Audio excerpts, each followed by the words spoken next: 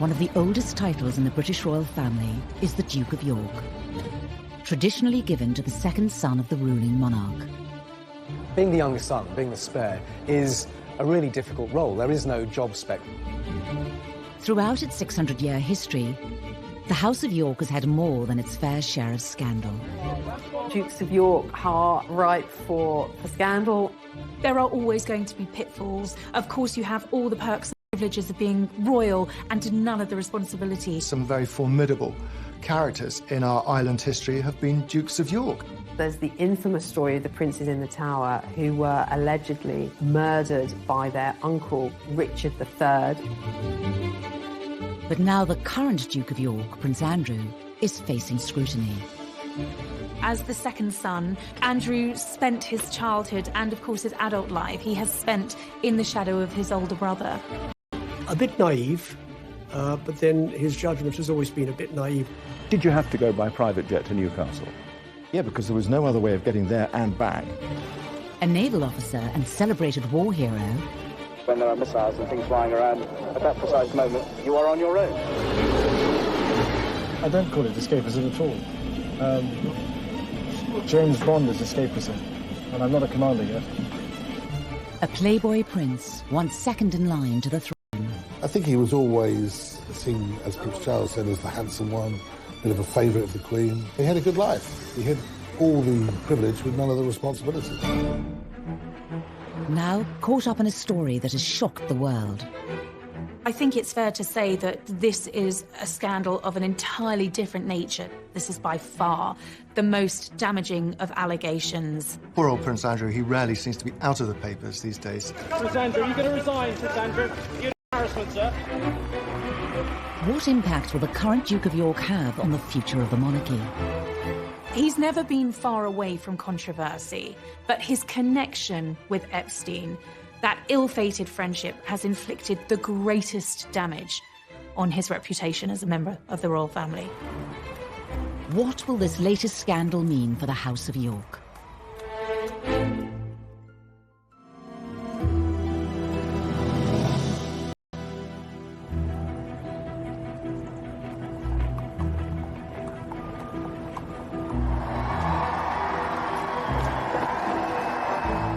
Within the Royal House of Windsor, there are several different titles traditionally bestowed by the monarch.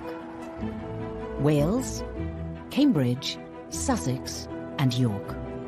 The Duke of York, it's a very noble title. It's traditional. Duke of York, and he's now at the centre of a media frenzy, following the suicide of disgraced financier Jeffrey Epstein.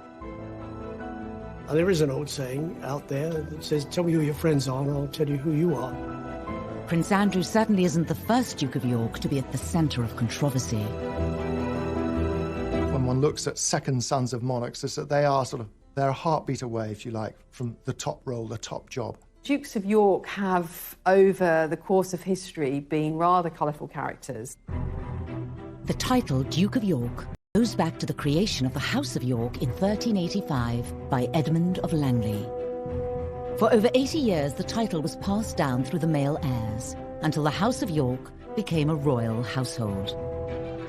In 1461, during the War of the Roses, Edward, Duke of York, seized the British throne and became King Edward IV of England. He gave the title Duke of York to his second son, Richard, a tradition that has continued to this day. The first second son to have that title was Richard, Duke of York. And Richard, Duke of York, was right bang in the middle of the Wars of the Roses, at that time when the houses of York and Lancaster, both which had claims to the throne, were basically fighting for the throne. But Richard's life would be a short one after he disappeared in mysterious and macabre circumstances. There's the infamous story of the princes in the Tower who were allegedly murdered by their uncle, Richard III, the king in the car park, as many people know him. And allegedly he killed his nephew in the Tower because he wanted to be king himself.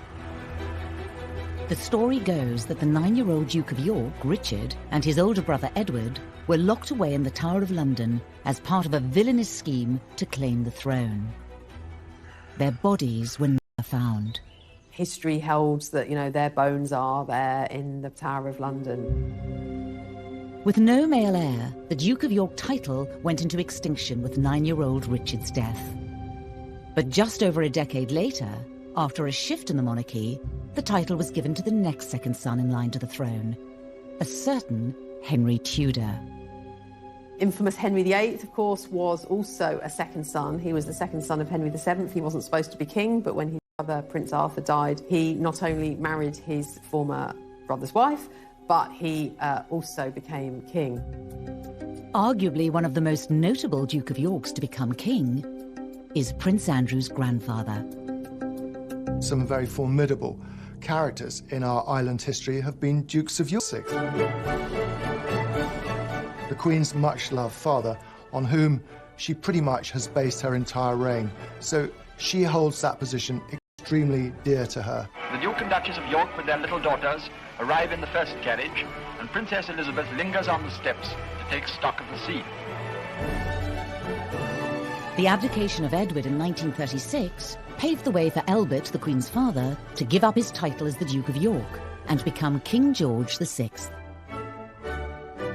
When the Duke of York realised that he was going to have to become king, he broke down and cried.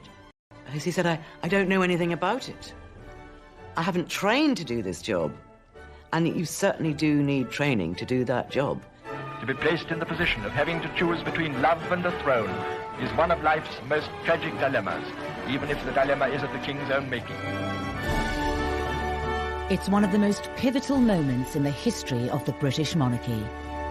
Princess Elizabeth, as the daughter of the Duke of York, yes, she probably would have been a working royal, but her whole destiny was changed. And in fact, the history of the British royal family was changed.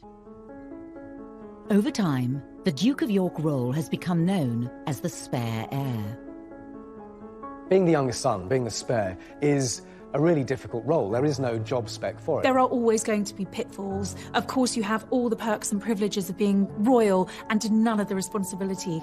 The Dukes of York are really ripe for drama and almost inevitably going to be problematic as they try and find a role for themselves when they don't actually have in their sights the big job, which of course is the crown. One of those titles that goes through the ages, and you try not to live up to a previous one, but eventually something comes up and smacks you in the face. Prince Andrew would not receive his official title of Duke of York until his marriage in 1986. But from birth, he was in the headlines, being the first child born to a reigning monarch for 103 years. Prince Andrew had a very happy childhood. He came 12 years after the Prince of Wales was born, and of course a little bit after Princess Anne was born. The third of 4 children, it was rumoured that he was the Queen's favourite. I suppose some might say that Andrew was spoilt far more than Charles was. I think family friends have certainly told me that he was the favoured son. She had more time for Andrew. He was her golden-haired little angel. It's said this perceived favouritism led to Andrew developing certain characteristics. He was quite cocky. He had a reputation as he grew up at school for being a little bit self-entitled, certainly very aware of who he was, a sense of self-importance. I think he was always seen, as Prince Charles said, as the handsome one, a bit of a favourite of the Queen. He had a good life. He had really all the privilege with none of the responsibility. In 1979, Prince Andrew would find a role for himself when he joined the Royal Navy as a helicopter pilot. Harpoon Master is on. FCS, Niles, trims, set, lights on. He wanted to make the Navy really his career for life, and he was a diligent young officer, with one or two exceptions. I mean, he is famously said to have remarked to one senior, very senior naval officer that a senior officer could call him H, being short for HRH. And the senior officer said, "And you can call me sir." And that, again, it gives you an idea of what the young Andrew was like. Basically, what I'm here for is to work the ship up into aviation, and also myself back into the deck. And actually getting back on the deck on a dark night is quite exciting. He was a good naval officer, diligent, hard-working.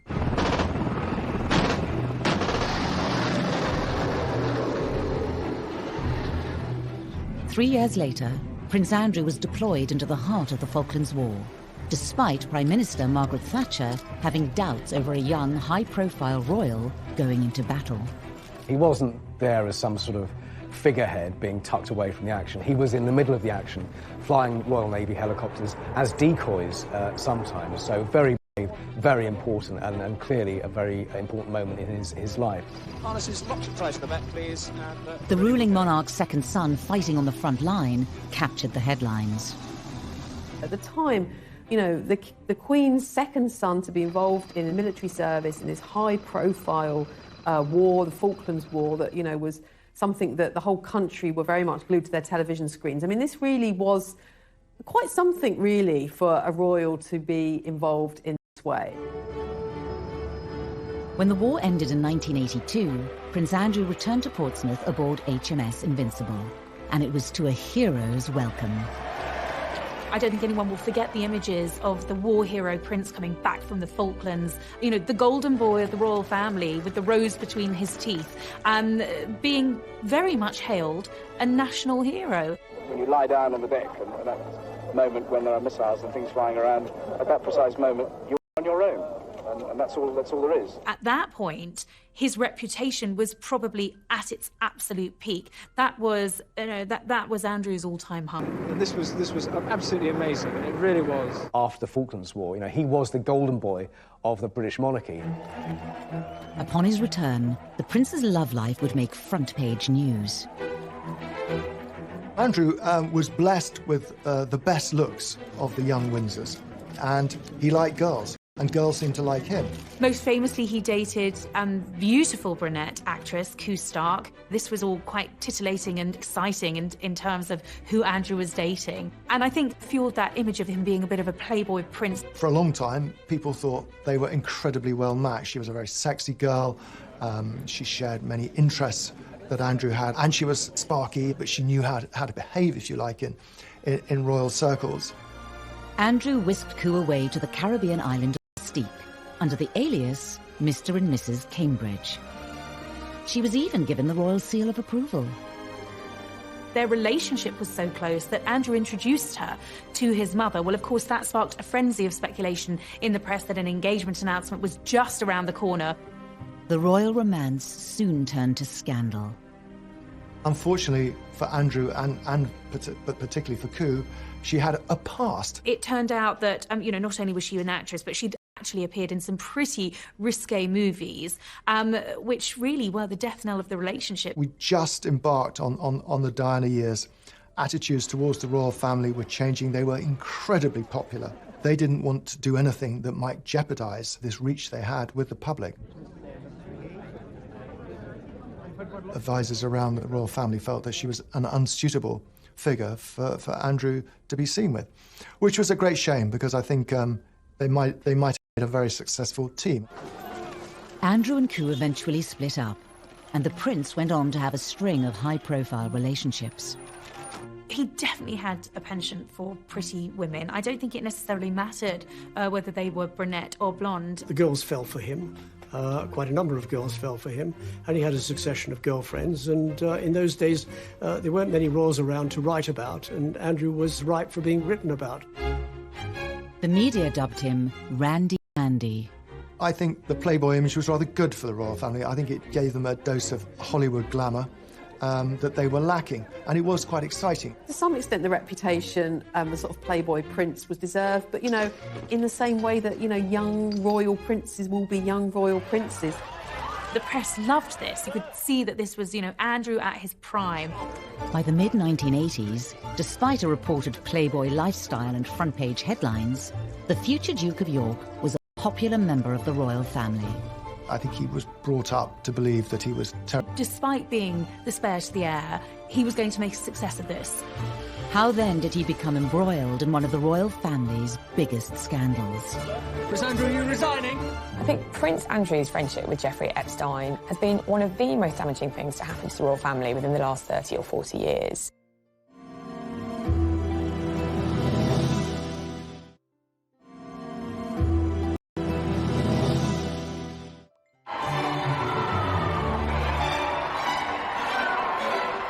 Members of the royal family are often given titles upon marriage, and Prince Andrew was no different. After marrying Sarah Ferguson in 1986, his mother, the Queen, bestowed on him the title Duke of York.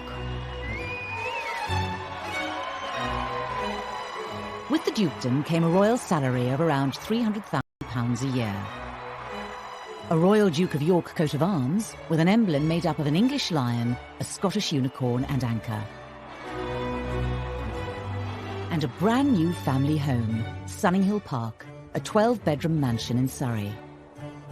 Being the Duke of York, of course, a role that comes with all the perks and privileges, life in a palace, a valet, a butler, his every whim catered for. I mean, Andrew had all of that, a life of luxury, a life of privilege. Connected by title rather than blood, Prince Andrew was now part of a house and lineage dating back over 600 years.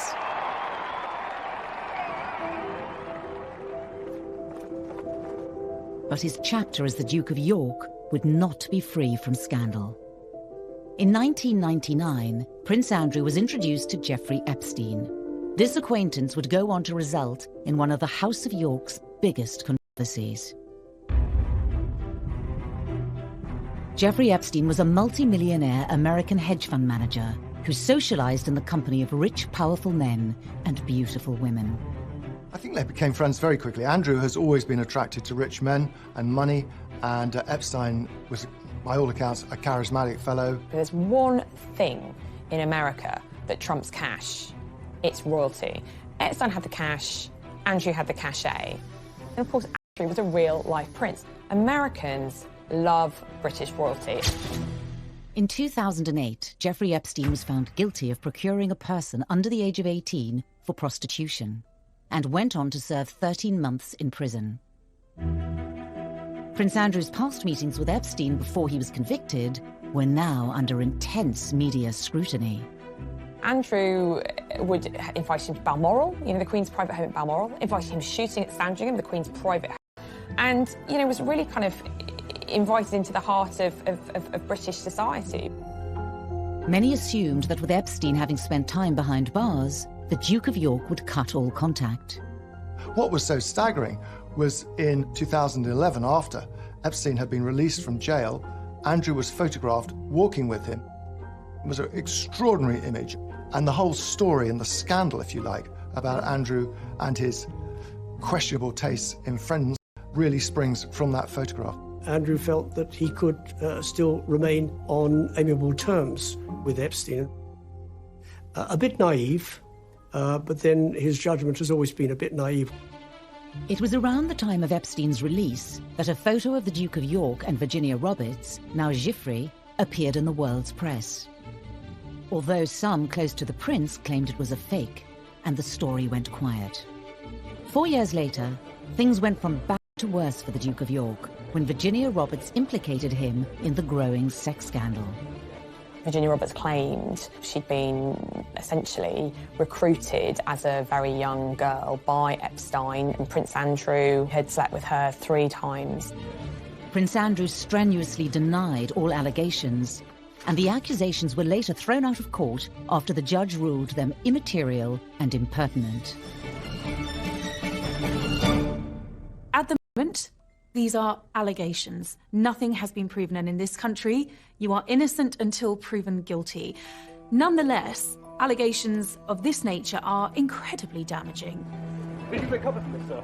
In 2015, with questions still looming over the Duke of York, he was forced to address the accusations during a royal engagement. Firstly, I think I must want, for the record, to refer to the events that have taken place in the last few weeks. And I've just wished to reiterate and to reaffirm the statements which have already been made on my behalf by Buckingham Palace. This was one scandal that would not go away. In July of 2019, Jeffrey Epstein was charged with further counts of sex trafficking. He committed suicide in his cell whilst awaiting trial. With the eyes of the press back on Epstein and his associates, Prince Andrew once again became front-page news. This time it was a video from 2010. And like the photo in Central Park, it showed the Duke of York spending time with Epstein after the latter's conviction. A video of Andrew at Epstein's townhouse in Manhattan, where there was lots of going on. The Duke of York strongly denied any wrongdoing, but the press continued to ask serious questions of him. Members of the royal family have to be really careful about the company they keep, and I think that the main charge against Andrew is the company he has kept. He's guilty of one thing, and that's poor judgment, of going to see Epstein after he was convicted. The ultimate lack of judgment is having a friendship with Epstein at all. He sounds like an evil, dreadful pedophile. Prince Andrew's accusers were turning up heat. In explosive scenes captured outside a New York courtroom in the summer of 2019, Virginia Roberts continued to accuse the Duke of York. On the steps of the court, Virginia Roberts said, and this is incendiary, said Andrew knows what he has done. He knows exactly what he's done, and I hope he comes clean about it. Thank you. That's what forced Prince Andrew into issuing his latest statement. The Duke of York chose to clarify the facts around his relationship with Epstein by issuing a statement. As well as being appalled by the alleged crimes, Prince Andrew claimed that he only saw Epstein once or twice a year, and that he did not see, witness or suspect any behaviour of the sort that subsequently led to his arrest and conviction. I think he was trying to apologise. It just prolonged the story, made everything worse, and it raised a lot more questions. It does beg the question, well, why has it taken him 9 years to respond in the way he has? The photograph has been around and the allegations since before 2010. Why on earth didn't he say something then? In spite of the negativity in the press, Her Majesty the Queen has continued to stick by her son. He assured her of this the first time round in 2011, and he assured his mother then that she had nothing to worry about. I was told by a source very close to the family he has her full support. And after this news had broken, the Queen was pictured being driven to church in Scotland with her second son, smiling broadly for the camera. What better way, I suppose, to send out a very clear signal and show of support? The Queen was once again standing by her son. It certainly isn't the first time that the Queen's second son has had questions asked of him by the world's media. I think in royal circles there's a bit of a despairing and wringing of their hands because, this wasn't just a one-off. There has been so many questionable decisions that Andrew has made, and there's a sense of for goodness sake, when were you going to wise up? The comments that are made about an extravagant lifestyle and so forth. Is that fair? What is an extravagant lifestyle? Travelling by private jet? In 2019, the Duke of York, Prince Andrew, hit the headlines following the suicide of convicted paedophile Jeffrey Epstein. His association with Epstein was another controversy to add to the growing list that has plagued the House of York. Prince Andrew's not the first Duke of York to be mired in controversy, but I certainly think the Epstein allegations are perhaps some of the more serious in the history of Dukes of York. But this latest scandal isn't Prince Andrew's first brush with the press. In 2001, Prince Andrew stepped down from his military position in the Navy to take on a parliamentary role as the British Trade Ambassador. There was always the question of what next for the Duke, and this ticked all of the boxes. Andrew was determined to make a success of being trade envoy, and I think as an ambassador for Great Britain, certainly in those early days of that role, I think he did quite a good job. I mean, he certainly had pulling power. You would hear MPs saying that he was the greatest asset for Britain in terms of trade and industry, because frankly, you get a call saying, would you like to meet Prince Andrew, the Duke of York? Yes. Prince Andrew's royal profile opened many doors for British trade. Pretty impressive, 6,000 jobs and £1 billion worth of investment. I mean, that's not something to be sniffed at, is it? It isn't. And what's really encouraging about that is that that's gone into about 931 starting and scaling businesses, and 97% of those 931 are still operating today, and they're still growing. But some also feel that the Duke of York's new job came with other perks. Every June, every royal correspondent goes to Buckingham Palace to look through the royal accounts, and we all go straight to the travel document, because that's the one we all understand. How much the royal train costs, how much those private flights are costing. And year after year, he would be at the top of the list. Or in what used to be known as a Queen's Flight aircraft. And he'd do the business on behalf of British Trade International. And then he'd go off and get the golf clubs out the boot of the plane and go off and play golf. The Duke of York's frequent travel and mode of transport quickly garnered him yet another nickname. Air Miles Andy was a nickname which refused to shift for many, many years. He was stung by the nickname because he thought it was slightly insulting to him, as though he was just sort of gallivanting around the world, having fun, whereas his argument was, look, he's there on official business. He's doing what the government asked him to do. One year in particular, Prince Andrew cost the British taxpayer over £500,000. This was seen as not on.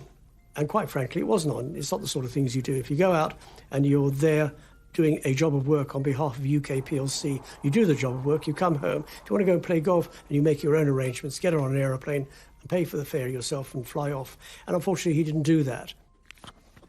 The Duke of York agreed to a one-to-one television interview. I am not doing this, as it were, for my own good. I am not getting any return for this. This is all done on behalf of the UK. It's not done on my behalf. If I was doing it, I wouldn't, as it were, allocate my time in this way.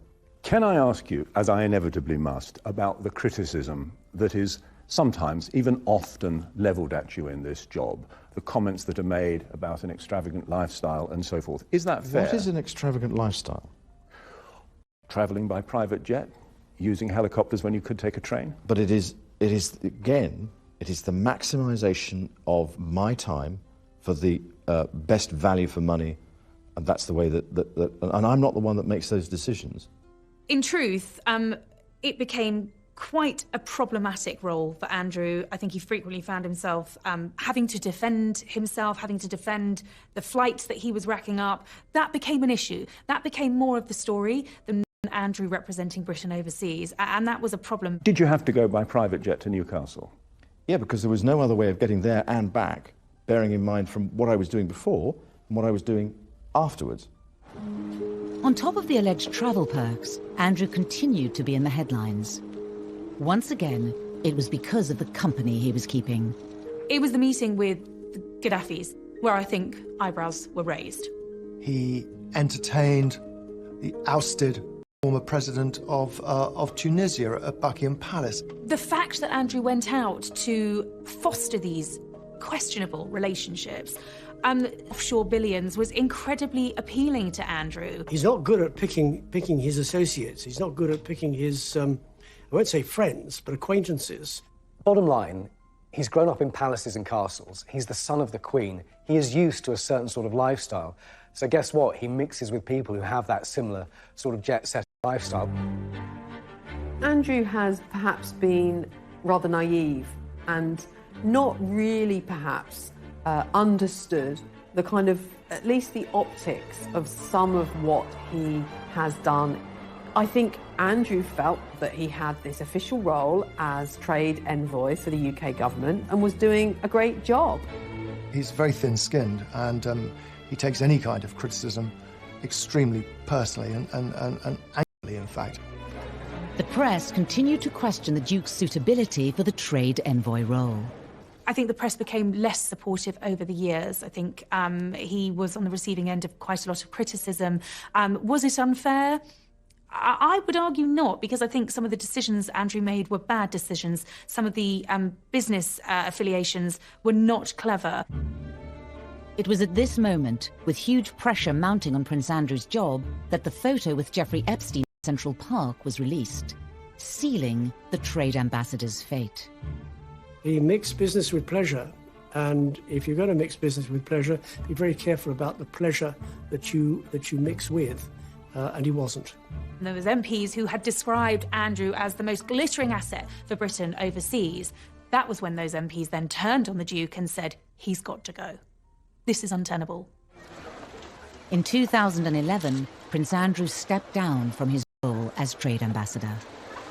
I think that actually he felt it wasn't guilty of anything, but it was undermining his position as a trade ambassador and embarrassing the Queen and the Queen's government. And I think he felt it would be best if he just stepped aside at that time. And I think that it probably stopped the continual onslaught in the media, and that's probably what was needed. How are you today, sir? Within the Royal House of York, it's not just the Duke who has received negative publicity. By his side for many years was the Duchess of York, Sarah Ferguson, who was no stranger herself to scandal and controversy. Sarah has a very contagious personality. Andrew was very much drawn to her. It was the ultimate royal fairy tale in many ways, and then it all came unstuck.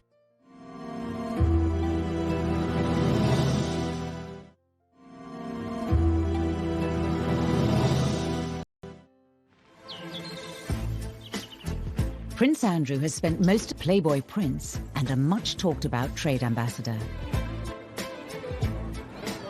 He received his official title from the Queen and became the 11th Duke of York upon marriage.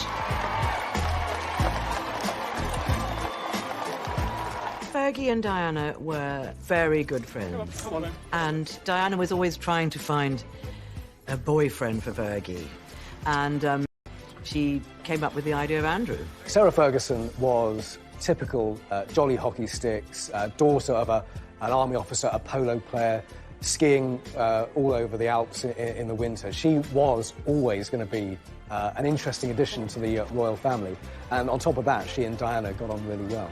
Every June, when attending royal ascot, the Queen has a house party at Windsor Castle. And on this occasion, Diana invited Fergie, as she was known, with her freckles and hair and outgoing, bubbly humour. And she and Andrew apparently got on extremely well, so much so that they were feeding each other profiteroles from the dining room table. It was at lunch, wasn't it? Yes. We were made to sit next door to each other at lunch at Ascot. Yes, and you made me eat chocolate profiteroles, which I didn't want to eat at all. I then didn't have it, so I got hit. The Queen was delighted. She has always really enjoyed Fergie's company. Fergie's a horsewoman. She loves dogs, she loves country life, and she's fun. She's a really special girl, and the Queen absolutely adored her. Before long, the couple had announced their engagement. Could I ask you then, Miss Ferguson, do you remember what he said? Absolutely. But I'm not telling you. There would have been a sigh of relief that Randy Andy's days of hitting the nightclubs were over. I mean, this was really the height of popularity for the royal family, the wedding of Charles and Diana, William and Harry being born, and then it was Andrew and Fergie. The press were hugely interested in Andrew and Sarah. They were tactile, they were loving, they were everything that Charles and Diana weren't. They were a great story. In 1986, just 5 months after becoming engaged, the pair married at Westminster Abbey. Prince Andrew and Sarah Ferguson became the Duke and Duchess of York. I think what was so exciting for the press during this period of those royal marriages was that for the first time they had the original Fab Four. You know, you had Andrew and Fergie, Charles and Di, these two very glamorous women. They were out there on the world stage. And I think at that period, you know, the future was very sunny and very bright for the royal family. The couple were whisked away on royal tours of Canada and North America, where the Duchess made quite an impression.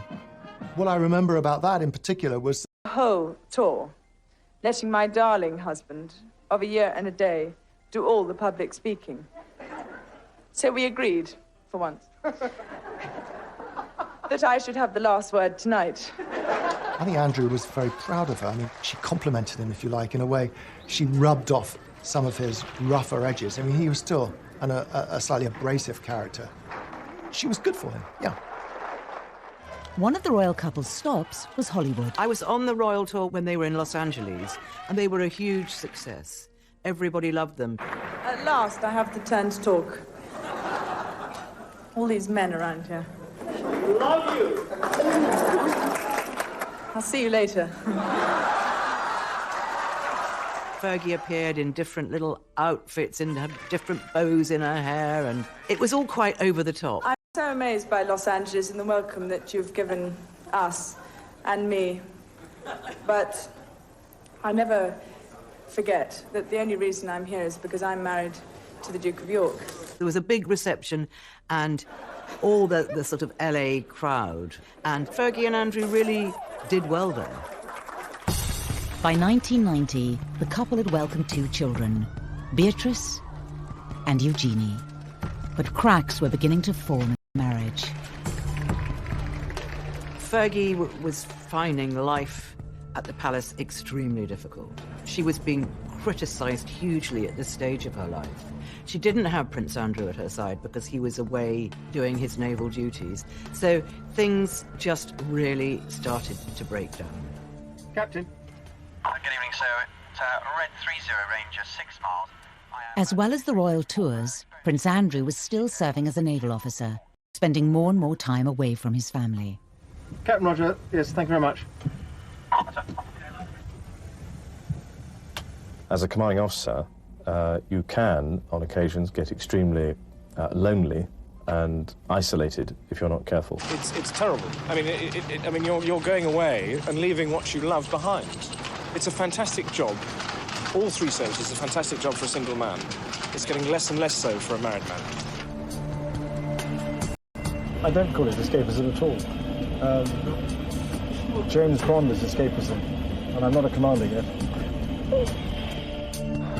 Sarah was basically a single mother at home with raising 2 children, and it put a huge strain on the relationship. The couple's marriage was under intense media scrutiny. Rumours of affairs began to circulate in the press. Fergie was already taught that the marriage was in great difficulty. She felt neglected by her own husband. She was being given a really hard time by the press. I think she was incredibly vulnerable. Speculation continued for months until the Duke and Duchess of York were forced to make an announcement.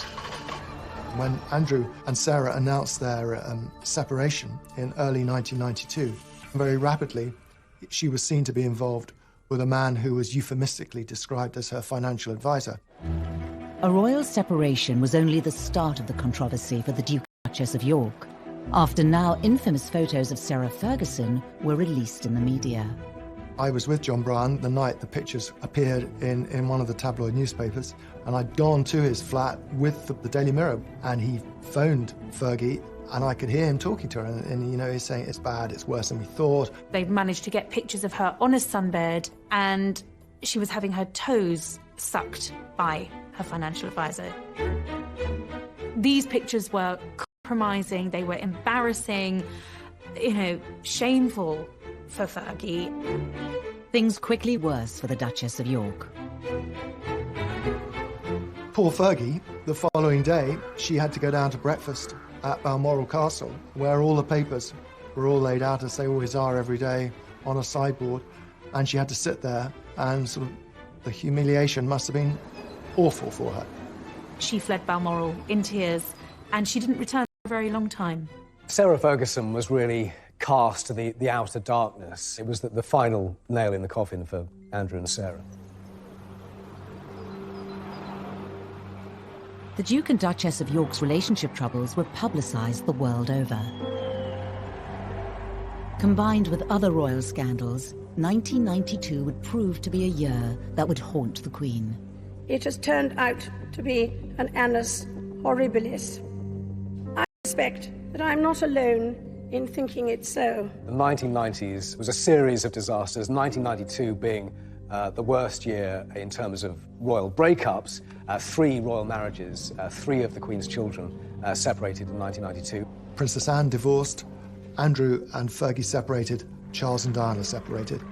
Not only were her children's marriages deteriorating, but they were being played out in the press in the most lavish, spectacular fashion. It culminated in that famous speech that she gave, in which she described 1992 as her annus horribilis, her horrible year, her worst year, if you like. 4 years later, Sarah Ferguson and Prince Andrew finally divorced.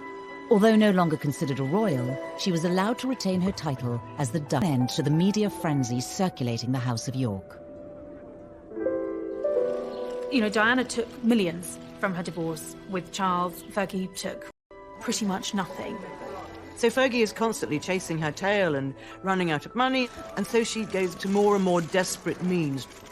She became a bit of a liability to Prince Andrew, and therefore I think he realised, and certainly the royal family would have realised, that, you know, while she still had these debts, she was a massive liability. Despite her divorce from Prince Andrew, in the late 1990s, Sarah Ferguson, the Duchess of York, embarked on an unofficial tour of the United States.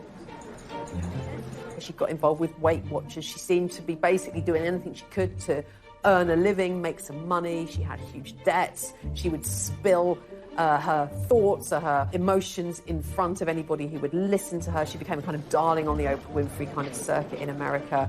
And this was exactly what a royal, even a sort of ex-royal, should not be doing. And she really did cause embarrassment to the royal family. Prince Andrew also found himself back in the headlines after he sold the marital home, Sunninghill Park in Surrey. The 12-bedroom country residence had been a gift from Her Majesty the Queen. He wanted to get it off his hands, and it was on the market and wasn't selling. And then, lo and behold, it was bought by one of the contacts he'd made through his travels, the son-in-law of the then president of Kazakhstan. And this generous individual not only bought the house, but he bought it for £3 million more than the asking price.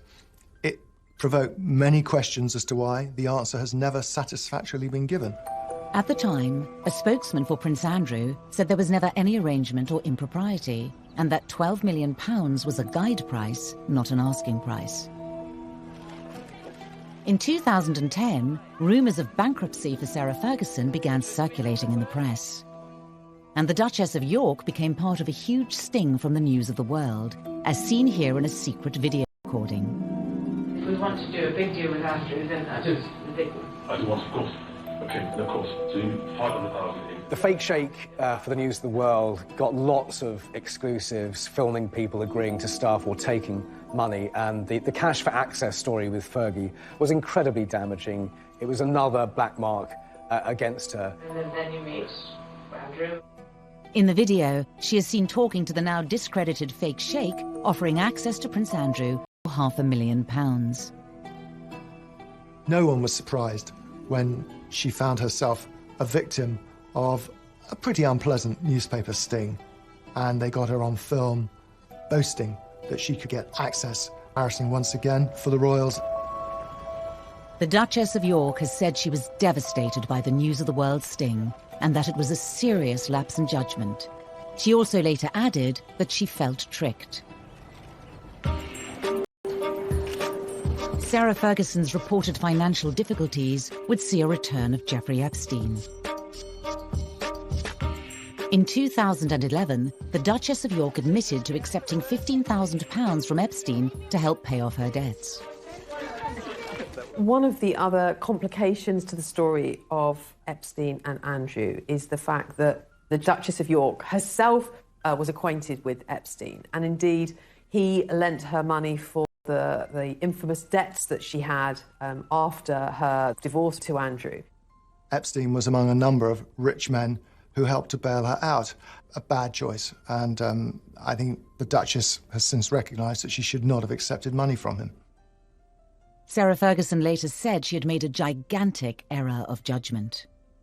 It all just is very, very, very unfortunate, and it's again this kind of lingering bad taste that Epstein has brought to the royal family's reputation in regard to both Andrew and Sarah.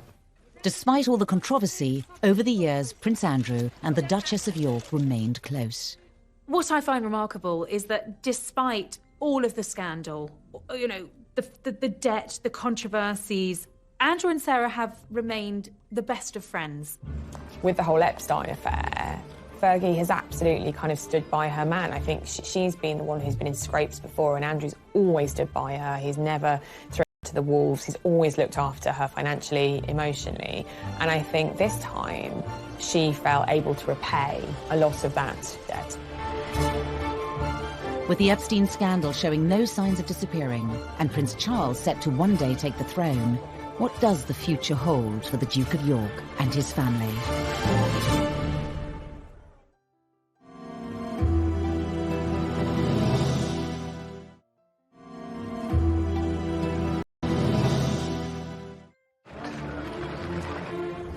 Over the years, the House of York has been embroiled in damaging scandals, none more so than the association with disgraced financier Jeffrey Epstein. I think that Andrew's judgment is probably clouded partly by the life he's led, his upbringing. He's been protected from the world. And royal insiders say that the whole affair has impacted Andrew's relationship with his older brother Charles, who as future king will have ultimate say over the future of the British monarchy and Andrew's role. My understanding from a source very close photographed walking in Central Park, his advice to his brother was to leave that relationship well alone. It was a relationship that I think had worried Charles from quite an early stage, but that picture was really the nail in the coffin for Charles. It was when he said to his brother, stay away from this. But of course, that advice came a little too late. Could the scandals of Prince Andrew lead to the marginalisation of the House of York? There is a battle going on right now behind the railings of royal palaces about the future size of the British monarchy, about slimming it down, about getting rid of the minor royals from the public funding and so on. There was a glimpse of the new potential slimmed-down monarchy at the Queen's Diamond Jubilee in 2012. The Duke of York and his two daughters, Princesses Beatrice and Eugenie, were noticeably absent, further fueling speculation that Prince Charles was beginning to sideline the House of York. Andrew and his family not being invited to appear on the balcony at Buckingham Palace for the Queen's Jubilee was really significant because it was a real statement of intent by Prince Charles. This was the future of the royal family. William, Harry, Kate, Charles, Camilla, the Queen. Andrew and Eugenie and Beatrice were nowhere to be seen.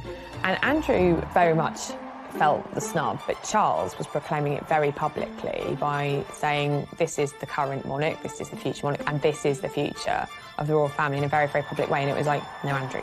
It's the Magnificent Seven, as they then were. That's Charles's vision of a modern monarchy. It's not a balcony stuffed full of 20 or 30 people. Andrew's not stupid. He's noticed that, and he is absolutely campaigning for a future role, a bigger role for Eugenie and Beatrice. Now this has provoked an enormous conflict, largely between Prince Andrew and his brother Prince Charles. It's Charles who's driving this idea of a slimmed-down monarchy, and it has been from Charles's side of the argument that Beatrice and Eugenie should perhaps be pushed out of the limelight.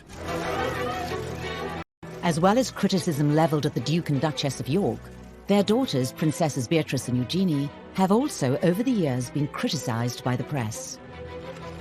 In particular, their cost to the taxpayer. As royal princesses, they'd had full-time wraparound royal protection. Royal protection, armed police officers, is a very expensive business. It's a necessity for frontline members of the royal family, but when the public began to question the costs involved in security were particularly about Beatrice. On exotic holidays, why should we pay police protection? Which is quite right. It's like, well, why are we paying for this when she's not going to be a future working royal? And so Andrew, under a lot of public scrutiny, was forced to pay for it himself. He was not very happy. Money was stopped in 2011 to pay for all these police protection officers for both girls, and then they lost the sovereign grant, which meant they would not get money paid out of the sovereign's purse because they weren't going to do royal duties.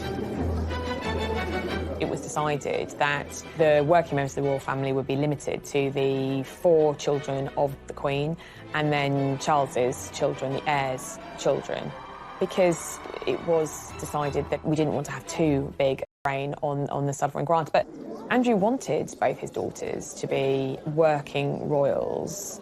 I think he wanted the status for them.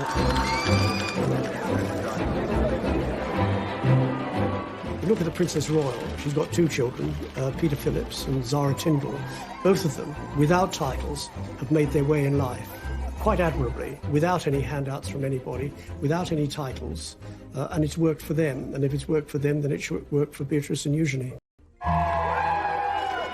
In 2018, Princess Eugenie married her long-term boyfriend, Jack Brooksbank, amid all the pomp and ceremony of a royal wedding, the scale of which many believed was Prince Andrew's way of putting his family back into the royal limelight.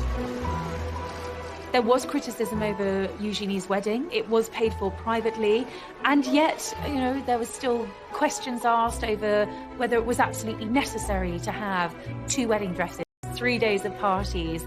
And I think for the Yorks, it's hard for them to escape that sort of controversy because they have been known for their exuberant spending over the years.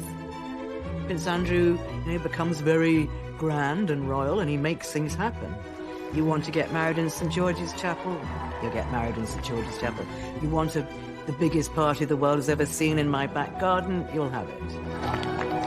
Andrew was at pains to point out that this was a bigger wedding than Harry and Meghan's, and that they'd invited more people to fill St. George's Chapel. Of course, that was the same place that Harry and Meghan got married a couple of months earlier, because Jack and Eugenie had so many friends, so more people had to come. Eugenie had 3 days of parties. It was almost Andrew saying, yeah, Meghan and Harry, whatever you can do, I can do better. And with Beatrice's recent engagement to Italian property tycoon Edoardo Mapelli Mozzi, speculation regarding... And it was rumoured in the press that Prince Andrew was keen for his daughter's husbands to have royal titles, something the Duke of York denied. It's very interesting the way that Princess Eugenie is still styled. Because her husband hasn't got a title, officially she should now be Mrs. Jack Brooksbank, and in the court circular and in correspondence, because that's her very archaic official title. But it's very interesting that she is styled Princess Eugenie, Mrs. Jack Brooksbank. So I think that was very much a sign from Prince Andrew that his daughter should be remembered, that she's still a princess. Despite Prince Andrew's best efforts to keep the House of York front and centre, what will the Epstein scandal mean for the Duke of York?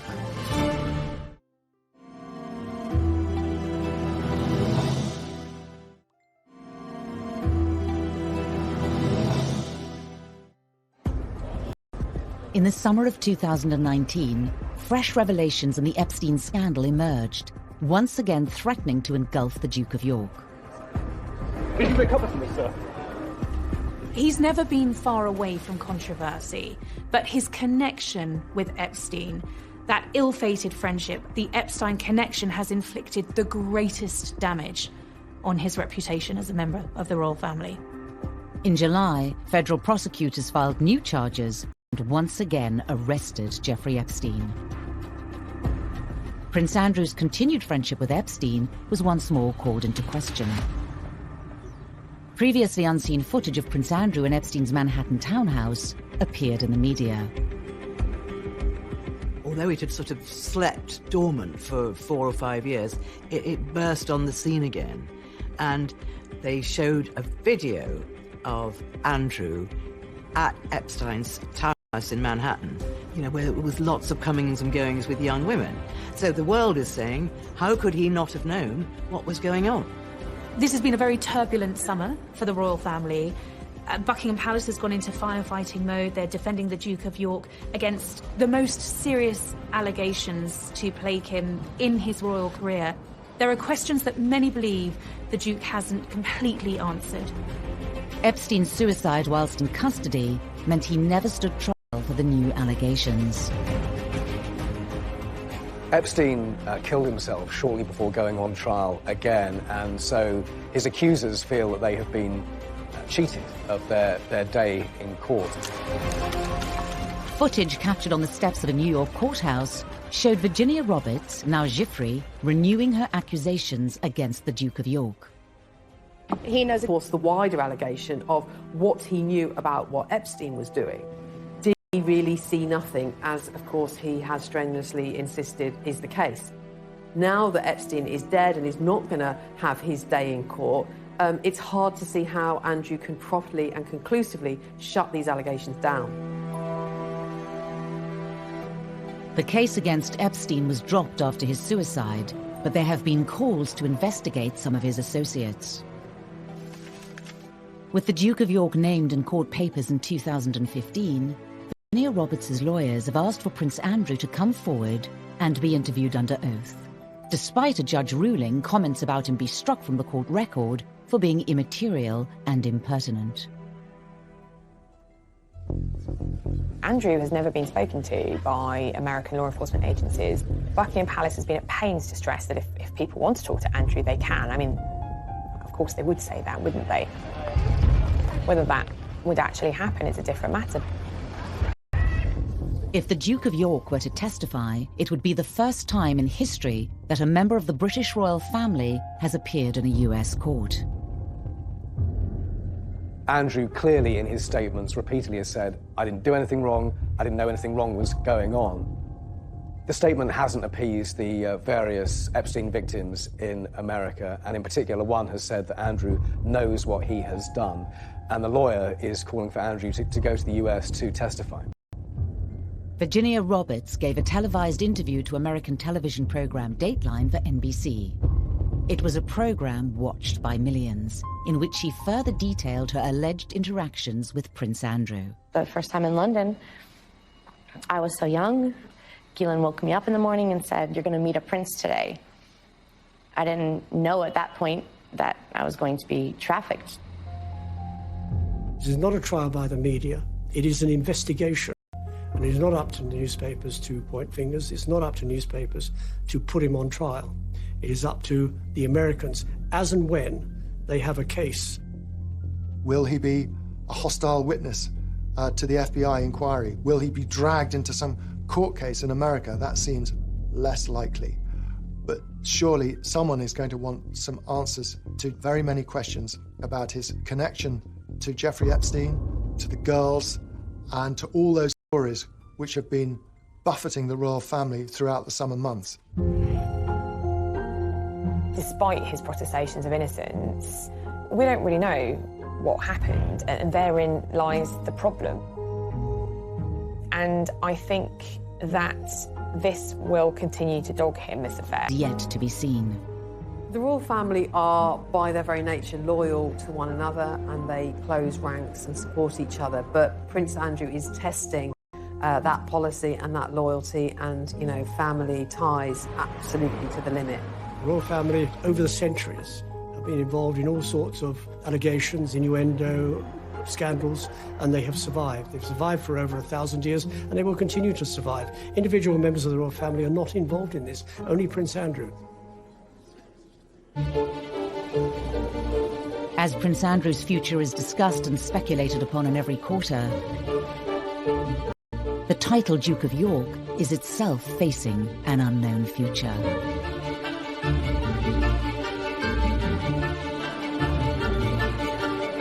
Because Prince Andrew has no male heirs, the title is due to end. But Andrew has only 2 daughters, and as things stand at the moment, as I understand it, the title will go into abeyance or die with him, if you like. And then it'll be up to another monarch, Prince William, who has 2 sons, and he could give his son, Louis, the title Duke of York when he comes to the throne. Currently 8th in line to the throne, questions remain over Prince Andrew's future and that of the royal house of York. His diary is having to be cleared because of the continued speculation, and it's really unsure and uncertain quite what's going to happen next in terms of how Andrew's going to rebuild what is now a very tarnished reputation. He's never going to get rid of this stigma. But it doesn't mean he can't live with it. It doesn't mean he can't go on, but it will always be there now. There is talk that he might withdraw completely from royal life. But he can't disappear completely. He's a member of the royal family. He cannot resign from the royal family. He is still Prince Charles's brother and the Queen's favourite son. This is very damaging for the reputation of the Duke of York. He would say, at worst, he's been too loyal to a friend, and he shouldn't have continued the friendship with Epstein. But, you know, when you have people on the steps of a court in New York saying he knows what he has done, I don't think anybody thinks this is the end of the... What impact will the current Duke of York have on the future of the monarchy?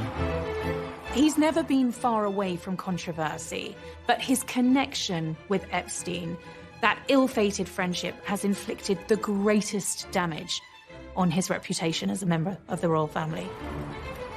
What will this latest scandal mean for the House of York?